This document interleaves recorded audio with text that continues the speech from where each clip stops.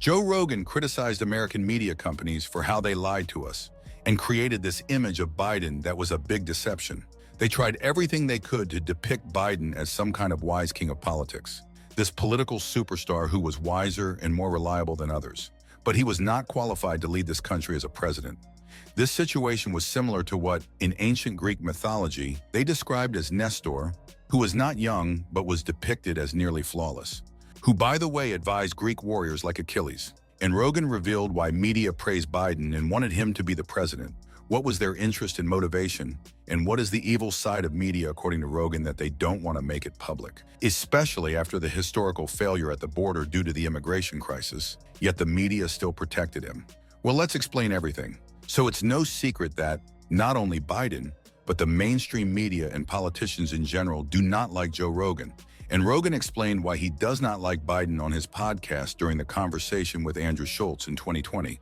That's when Joe Rogan criticized the left-wing media for unquestioning praise of Biden and for ignoring Biden's clear signs of cognitive decline, particularly in his public speeches.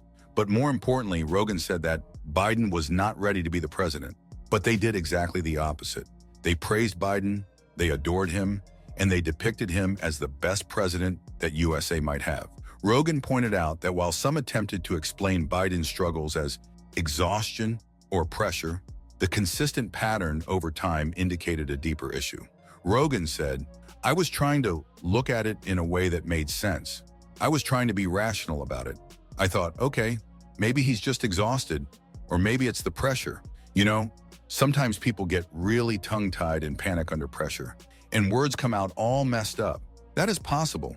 But there was a trend. But even with these issues, Biden was at the top, with mainstream media on his side, always saying only positive things and always ignoring negative side."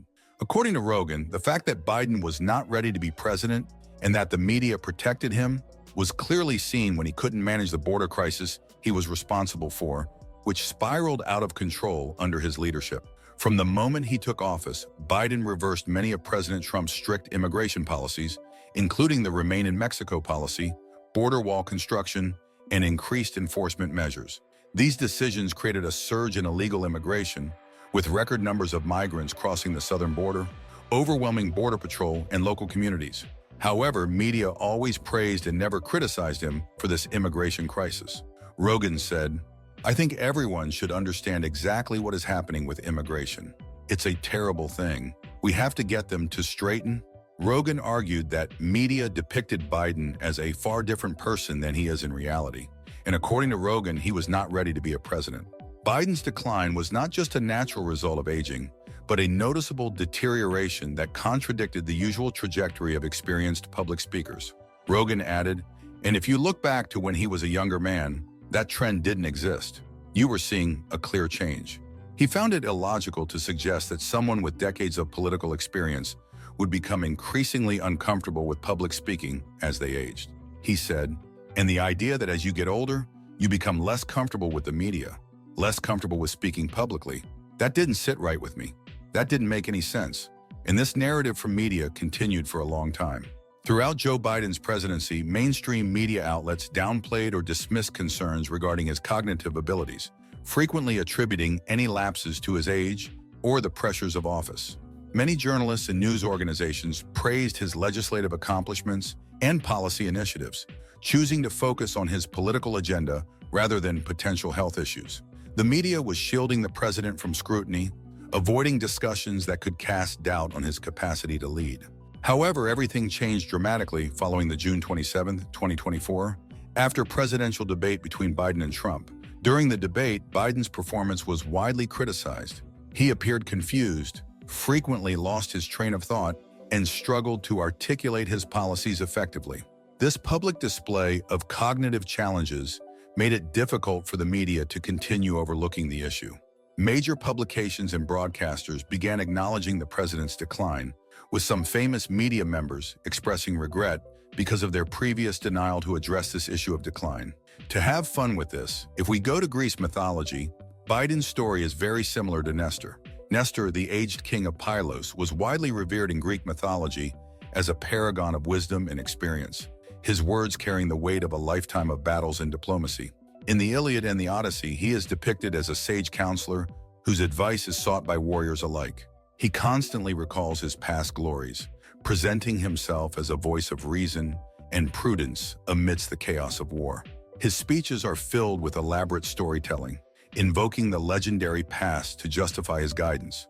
Yet beneath this grandiose image, Nestor's so-called wisdom was more illusion than substance, a hollow display of nostalgia and self-importance. His advice, though lengthy and authoritative in tone, was often outdated and impractical. Nestor contributed little beyond empty rhetoric and excessive reminiscing. His insistence on past victories masked his irrelevance in the present, and his verbose counsel failed to offer real solutions. Well, if we look at what Rogan is saying about Biden, every sentence might be paralleled with Nestor. Then in 2024, during the conversation with Jimmy Dore, Rogan condemned the media, arguing that their efforts to rehabilitate Biden's image had been driven by Trump derangement syndrome. According to Rogan, Biden had crossed a railroad strike, an action that was quickly memory-holed by the media, suggesting that if Trump had done the same, it would have been plastered on billboards forever. This, he believed, exposed the deep bias in media coverage and their selective outrage. Rogan also described how the left had operated like a cult, refusing to acknowledge Biden's cognitive decline and how he was an unqualified president. He cited the bizarre reactions of Hollywood elites like Rob Reiner and Barbara Streisand, who had reportedly been in tears watching Biden struggle in a debate. These people were deranged, Rogan said. These people were no different than the Manson family in that they were in a cult. Now in 2025, Rogan still has the same opinion and thinks that this was disgrace what they did with Biden. During his podcast, Rogan described Biden's wife as pure evil for continuing to prop him up despite his clear decline. She didn't want him to stop. Pure evil. What was that? That was just pure evil, Rogan said. He also mocked the extent of Biden's handlers' control over him, citing examples like his reliance on teleprompters and cue cards. Ultimately, Rogan suggested that Biden's decline had likely been an intentional setup by the Democratic Party, giving them enough time to replace him before the general election. They were going to have a person at the top of the ticket who nobody voted for, he concluded, pointing out the irony of Democrats claiming democracy is on the ballot while preparing to replace Biden behind closed doors. Well, as a result, in the last U.S. presidential election, the Democratic Party's handling of President Joe Biden's declining health and delayed withdrawal from the race significantly contributed to their loss to Donald Trump. Biden's late exit in July 2024 left Vice President Kamala Harris with insufficient time, but of course many politicians think that she was just weak candidate. This abrupt transition, coupled with Harris's challenges in connecting with key voter demographics, including working class and minority groups, weakened the Democratic position. And as a result, Trump won, and he is now the President of the United States. And that's it for today.